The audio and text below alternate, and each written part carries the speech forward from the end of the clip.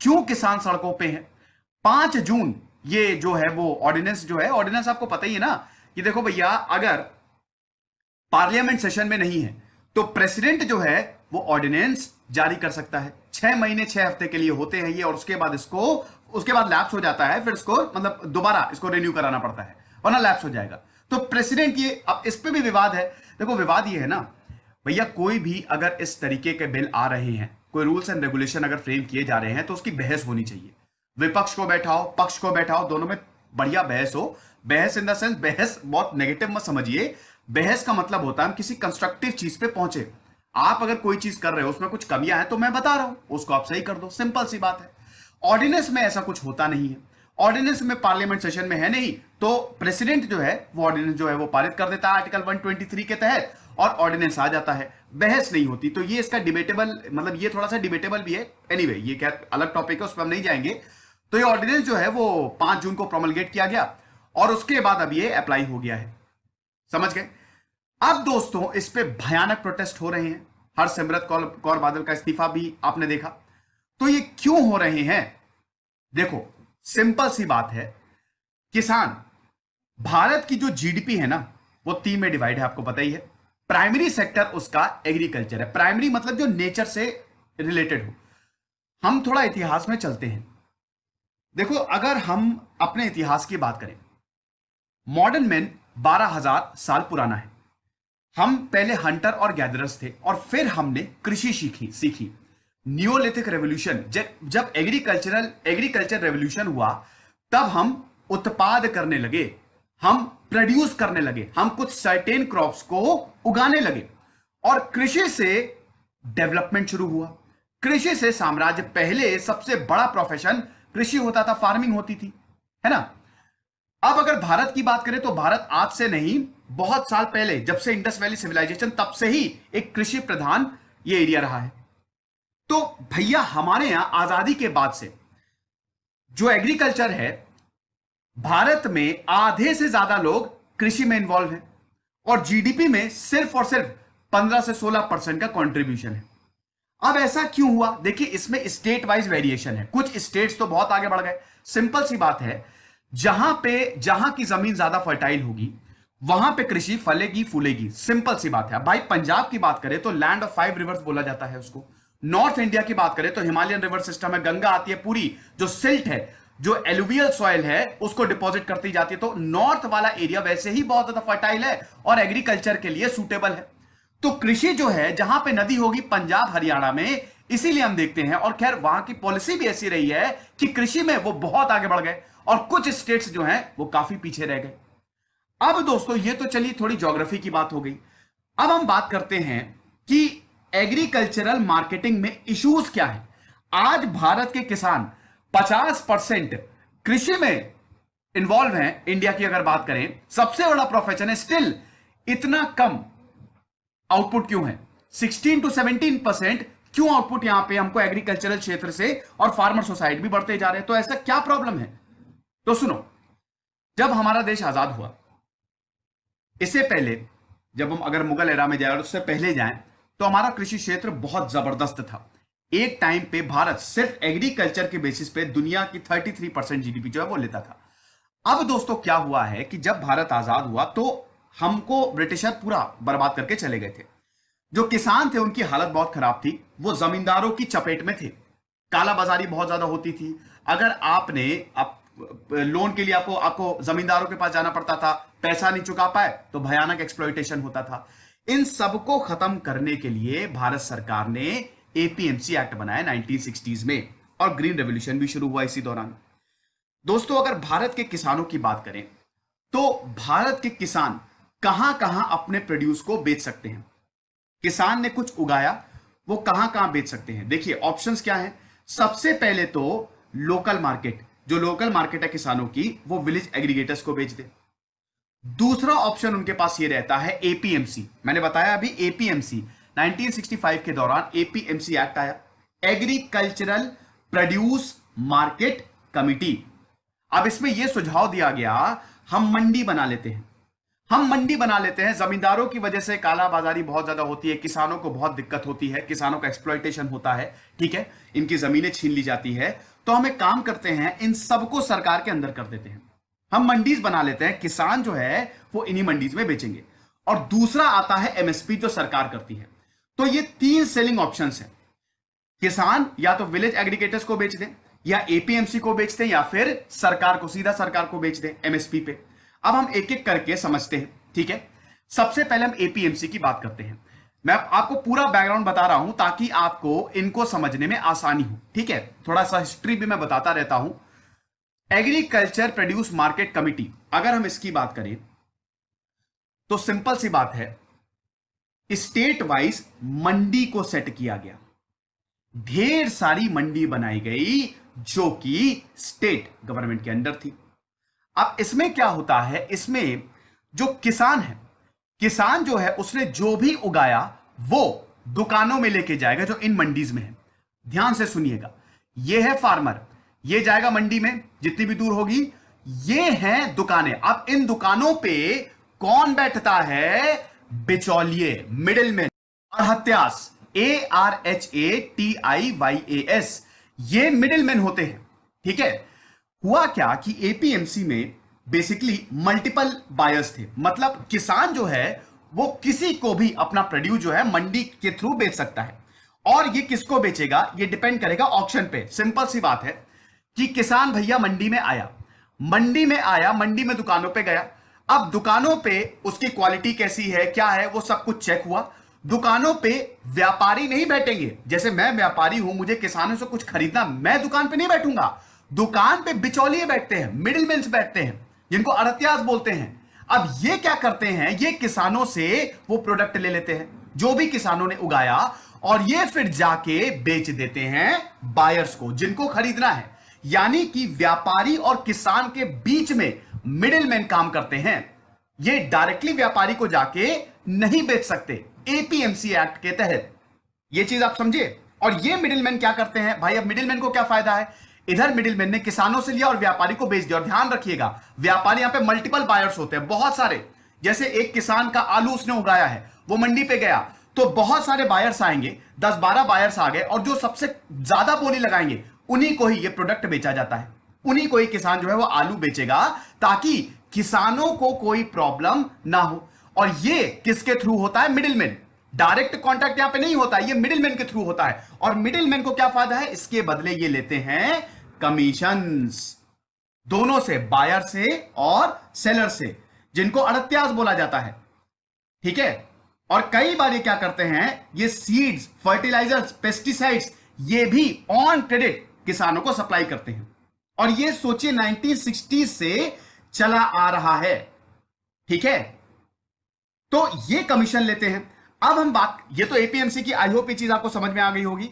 अब एक तो ये इशू है एपीएमसी का इशू जो है ना, देखो वक्त के साथ साथ हमको बदलना चाहिए। और एपीएमसी का जो इशू है ये बहुत टाइम से चलता आ रहा है, ठीक है। एपीएमसी को देखो, उस समय तो वाकई इसकी जरूरत थी, लेकिन जैसे वक्त आगे बढ़ा तो इसमें लूपहोल्स आ गए। अब ये क्या करते थे, जब किसान दुकान पे जाता था तो किसान की जो उसकी खरीद होती थी, मतलब जो वो उगाता था, उसमें कोई ना कोई डिफेक्ट निकाल देते थे। ये जो मिडिलमैन होते थे, किसानों से कम दामों में खरीद के ये बायर्स को ज्यादा दामों में बेच देते थे। यानी किसान ने जो उगाया है उसको उसके कम पैसे मिल रहे हैं। और ये कम पैसे क्यों मिल रहे हैं, क्योंकि यही जो मिडिलमैन है ये बताता है, तुम्हारा आलू बकवास है, देखो इसमें कितना बेकार है, देखो दागी आलू है, तो कम पैसे में हम तुम्हारा आलू खरीदेंगे। किसान के पास कोई चारा नहीं होता था, लेकिन यही आलू को ज्यादा दामों में बायर्स के पास बेच देते थे। तो इन जो मिडिलमैन थे, इनके पास अच्छा खासा पैसा हो जाता था, ठीक है। अब इसको हटाने की मांग चली कि डायरेक्ट, यहां पे डायरेक्ट संपर्क हो। था क्या ना कि इस ऑर्डिनेंस में आप इंडिया में कहीं पे भी बेच सकते हैं, ठीक है। अभी क्या था कि आप सिर्फ मंडी में जाइए, ठीक है, जहां पे पास में मंडी आप वहीं पे ही बेचेंगे और कहीं आप नहीं बेचेंगे। वो अभी मैं जब आपको ऑर्डिनेंस से समझाऊंगा तब आपको क्लियर करूंगा। तो एक तो ये इशू है, ठीक है। दूसरी चीज, अब हम आते हैं, दूसरा इनके पास ऑप्शन होता है एमएसपी पे, ठीक है।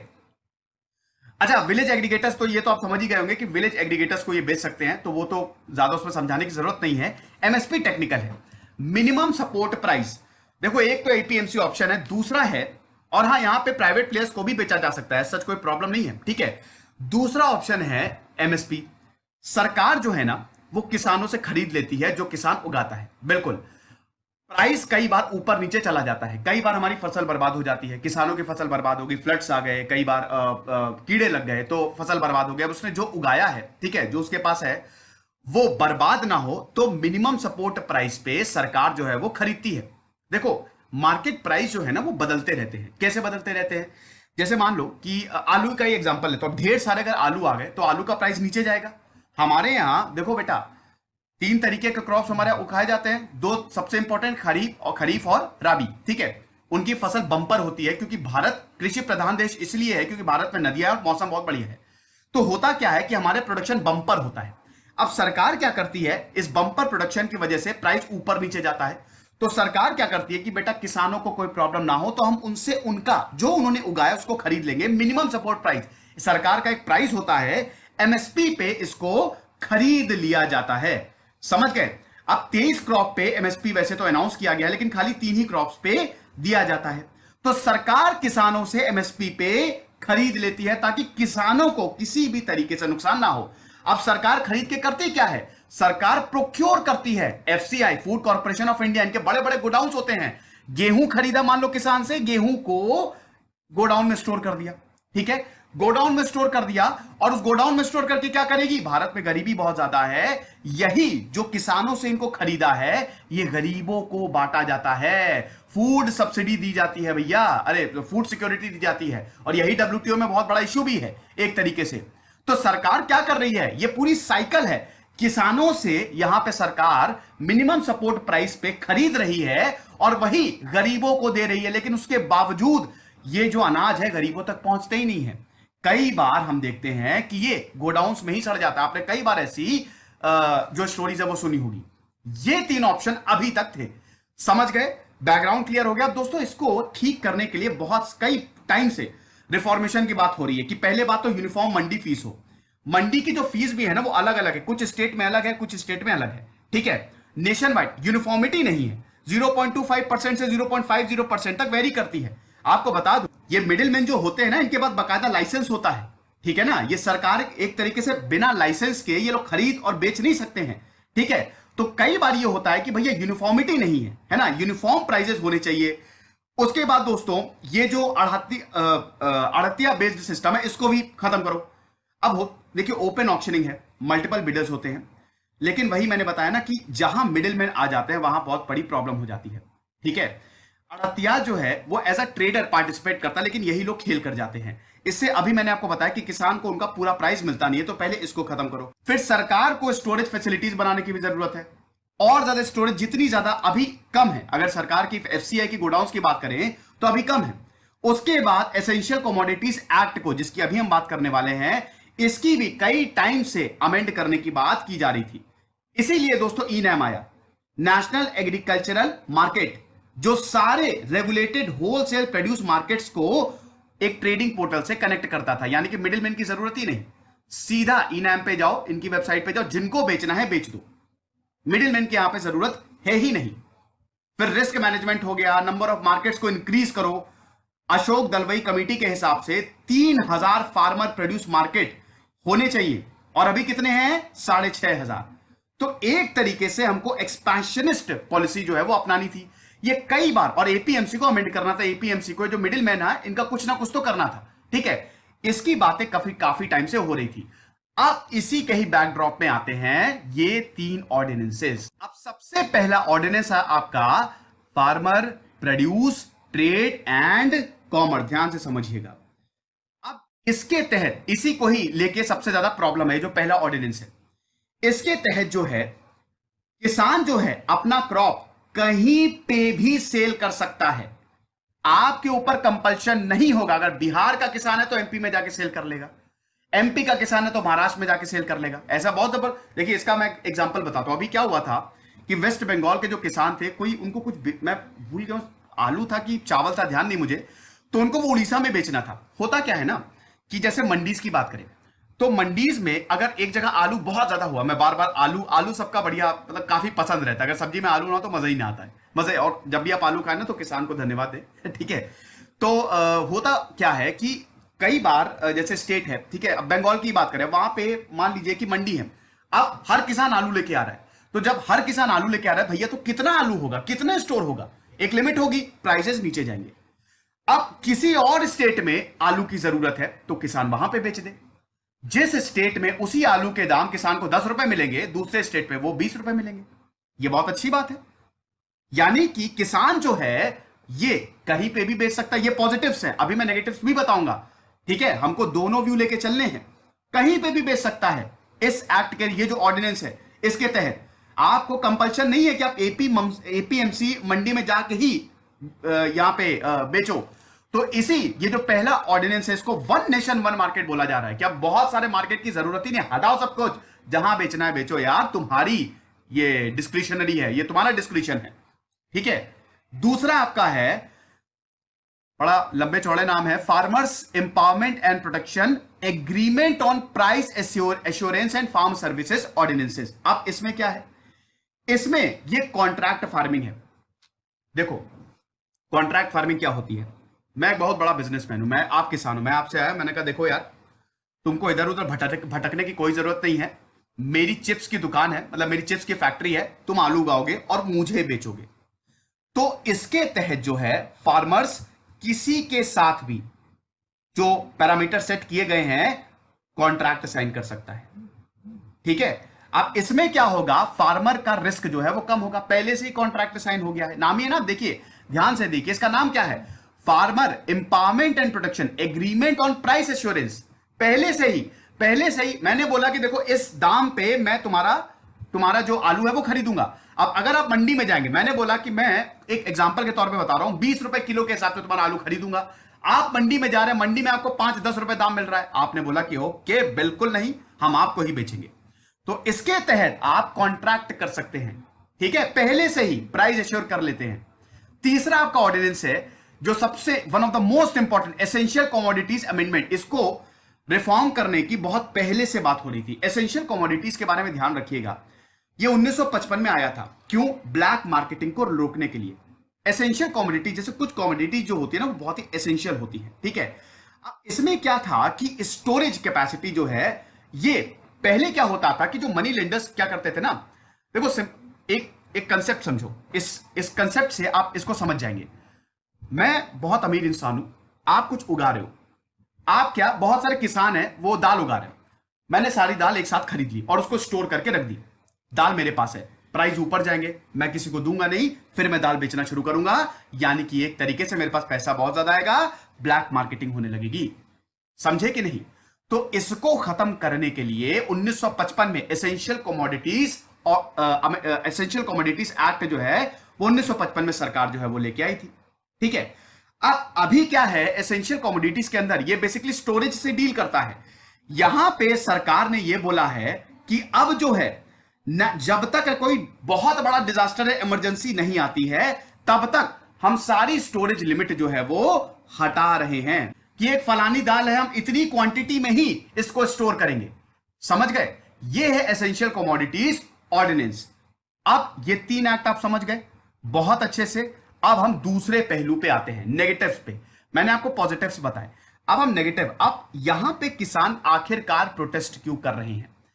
देखो, प्रोटेस्ट करने के 3 यहां पे मेन चीज है। एक तो है ट्रेड एरिया, दूसरा है यहां पे जो मेन इनके प्रॉब्लम्स है वो है ट्रेडर लिखा है मैंने कि नहीं, ये ट्रेडर, और तीसरा है डिस्प्यूट रेजोल्यूशन। पहले हम ट्रेड एरिया को समझते हैं। देखो, farmer produce trade and commerce, अभी मैंने बताया कि कहीं पे भी बेच सकते हैं। अब ये ट्रेड एरिया है क्या, ध्यान से सुनो, एनी एरिया और location, place of production, collection and aggregation, including, क्या क्या इंक्लूड करेगा, farm gates, factory premises, warehouses, cold storage, या कोई भी स्ट्रक्चर जो इंडिया में हो, मंडीज में नहीं, इंडिया में हो। यानी कि आप अपने जो आपकी क्रॉप है वो आप भारत में कहीं पे भी बेच सकते हैं। यहां प्रॉब्लम है। प्रॉब्लम यह है कि पहली बात तो इसका कोई मैकेनिज्म नहीं है, अभी तक ये चीज स्पष्ट नहीं हो पा रही है कि अगर आपको इसमें जो है मिडिलमैन का ये कहना है कि हमारी तो इनकम ही खत्म हो जाएगी अगर मंडीज में ये लोग हमारा, हालांकि ये वाला भी ऑप्शन खुला हुआ है, लेकिन अगर मंडीज में हमारा ये लोग इस्तेमाल नहीं करेंगे तो हम तो जॉबलेस हो जाएंगे। ये तो मिडिलमैन का कहना है। दूसरी चीज ये है कि अगर मान लो कोई किसान यूपी पंजाब का ही है, अब पंजाब के किसान को महाराष्ट्र में, तो क्या वहां मिडिलमैन नहीं होंगे? महाराष्ट्र में बेचने के लिए भी तो मिडिलमैन चाहिए होगा। तीसरी चीज देखो, होता क्या है ना कि जब जैसे पंजाब की बात करें, पंजाब और हरियाणा में इसलिए इसका प्रोटेस्ट इसलिए हो रहा है क्योंकि तो वहां पे मंडी सिस्टम बहुत ऑर्गेनाइज्ड है, वहां पे मंडी सिस्टम काफी ऑर्गेनाइज्ड है और वहां पे फायदा बहुत ज्यादा होता है। किसान जो है वो दशकों से मंडी में जा रहा है, हर साल वो मंडी में जाता है। अब जब वो मंडी में जाता है उसकी जान पहचान हो जाती है, वो सब बता देते हैं कि बेटा परेशान मत हो, तुमको इतना बेचना है, सरकारी जो नुमाइंदे हैं उनकी मदद करते हैं। अब इसमें क्या हो गया है, एकदम से शिफ्ट आ गया है। तो देखिए आप क्या कहे, इंक्लूड ये जो फिजिकल बाउंड्रीज हैं, प्रिंसिपल मार्केट यार्ड्स हो गए, सब मार्केट यार्ड्स हो गए, अंडर ईच स्टेट एपीएमसी, ये इसको इंक्लूड ही नहीं कर रहा है। ठीक है, और क्या प्राइवेट मार्केट यार्ड्स हो गए, प्राइवेट मार्केट सब यार्ड, डार्केट, ये भी जो स्टेट एपीएमसी एक्ट के अंदर है इसको भी इंक्लूड नहीं कर रहा। और किसानों का ये कहना है कि एपीएमसी को, यहां के एपीएमसी के हाथ बांध दिए गए हैं और बड़े कॉर्पोरेट बायर्स को फ्री हैंड दे दिया गया है। बड़े कॉर्पोरेट बायर्स, मैंने बात यहां पे कॉन्ट्रैक्ट भी साइन किया जा सकता है, बड़े कॉर्पोरेट बायर्स। एक चीज यहां पे, एक और बहुत बड़ी चीज है कि यहां पे देखो एमएसपी हटाने की बात हो रही है, ये भी यहां पे बोला जा रहा है। किसान बोल रहे हैं कि एमएसपी को सरकार हटाने की बात कर रही है। अगर एमएसपी, वैसे भी आपको बता दो कि 100% में से खाली 6%, यानी कि 100 में से 6 किसान जो है वो एमएसपी का लाभ ले पाते हैं, बाकियों को तो पता भी नहीं है। दूसरी चीज ये है कि पंजाब और हरियाणा में एमएसपी का लाभ सबसे ज्यादा लिया जाता है। भाई एमएसपी बहुत बेहतरीन चीज है, जो समझ गया, जो किसान समझ गया उसके बारे न्यारे हो गए। तो पंजाब और हरियाणा में किसान बहुत बढ़िया एमएसपी से लाभ लेते हैं। एसेंशियल कमोडिटीज एक्ट में आपको बताया था कि इसको डीरेगुलेट कर दिया गया है। ठीक है, अब कोई स्टोरेज लिमिट है ही नहीं, तो भैया स्टोरेज लिमिट नहीं है, जब सरकार स्टोर ही नहीं कर रही है, जब अगर कोई इमरजेंसी और अगर कोई डिजास्टर आ सकता है तब अगर सरकार स्टोर, तो एमएसपी कहां से मिलेगा?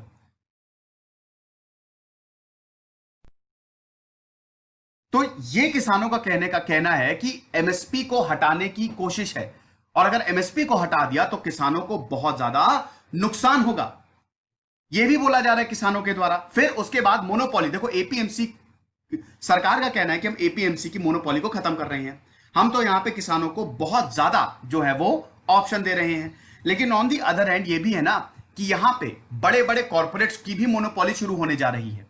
कॉन्ट्रैक्ट फार्मिंग हो गई, किसी को भी अपना प्रोड्यूस बेच सकते हैं। इससे होगा क्या, बड़े बड़े जो बिजनेसमैन हैं वो पहले से ही खरीद लेंगे। अब क्या वो एमएसपी पे खरीदेंगे, ये भी एक बहुत बड़ा सवाल है। हालांकि यहां पे बड़े बिजनेस में तगड़ी पेनाल्टी भी लगेगी। अगर बड़े बिजनेस जो हैं, जैसे कोई बहुत बड़ा बिजनेसमैन है, उसने किसानों को सही समय पे पैसे नहीं दिए तो फाइन भी तगड़ा लगाया जाएगा, आप ये भी समझ लीजिए। प्रोविजंस तो है, लेकिन वही है कि अगर इसको इंप्लीमेंट कर लिया जाए तो ठीक है। आप देवेंद्र शर्मा जो है बहुत बड़े एग्रीकल्चरिस्ट हैं, उन्होंने बताया है कि हम जो है, ठीक है, हम अमेरिका के मॉडल और यूरोप के मॉडल पे शिफ्ट हो रहे हैं। अमेरिका में भी यही सेम मॉडल जो है वो अपनाया जाता है कि वहां पे किसान जो है वो बड़ी बड़ी कंपनीज को बेच देते हैं, लेकिन इसकी वजह से अमेरिका में सुसाइड बढ़ते जा रहे हैं। ये मॉडल एक तरीके से फेल हो गया है, किसानों की आमदनी घट गई है और सुसाइड रेट खाली भारत में नहीं, अमेरिका में भी बहुत ज्यादा है। तो यहां पे एक्सपर्ट्स का यह कहना है कि हम दूसरे देशों की मिस्टेक से क्यों नहीं सीख रहे हैं। उसके बाद ट्रेडर की बात आ जाती है। ट्रेडर की बात करें तो ट्रेडर कौन है भैया? जो खरीदेगा, ठीक है, जो खरीदेगा। एक तरीके से यहां पे processor, exporter, wholesaler, Miller, retailer, ये सब ट्रेडर है ना। अब ट्रेडर के लिए ministry of agriculture and farmers के हिसाब से जिसके पास पैन कार्ड है वो फार्मर प्रोड्यूस को खरीद सकता है। यहां पे एक और प्रॉब्लम है, ट्रेडर के लिए भी दिक्कत है ना कि देखो अभी एपीएमसी में यहां पे आपको लाइसेंस, अगर आपको मंडी में ट्रेडिंग करनी है तो आपको लाइसेंस की जरूरत पड़ती है। अब ये जो मंडी में होते थे ये वेरीफाइड होते थे, दे आर वेरीफाइड ट्रेडर्स, और इन पे किसानों का इन पे भरोसा होता था। अभी जो प्रेजेंट सिस्टम आया है वो कितना भरोसेमंद है ये भी नहीं पता। फिर ये भी है कि कोई भी मार्केट फी जो है वो नहीं लगाई जाएगी, समझ गए?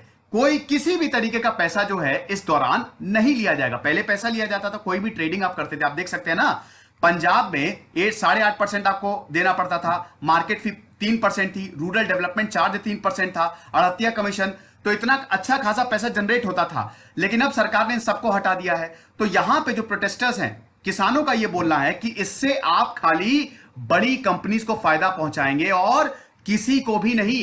ये जो पैसा हमको मिलता था ये भी अब आपने छीन लिया है। दूसरी और लास्ट में हम बात करते हैं डिस्प्यूट रेजोल्यूशन की। देखिए पहले सिविल कोर्ट किसान जा सकता था अगर कोई भी प्रॉब्लम होती थी, लेकिन अब क्या है, यहां पे सरकारी ऑफिसर्स को ज्यादा ताकत दे दी है। सेक्शन 8 के तहत क्या है, यहां पे कोई भी डिस्प्यूट होती है तो सबसे पहले आपको सब डिविजनल मजिस्ट्रेट एसडीएम को एप्लीकेशन देनी पड़ेगी और ये जो डिस्प्यूट है ये कंसाइलेशन बोर्ड के पास जाएगा और ये कंसाइलेशन बोर्ड जो है ये भी एसडीएम जो है वो अपॉइंट करेगा।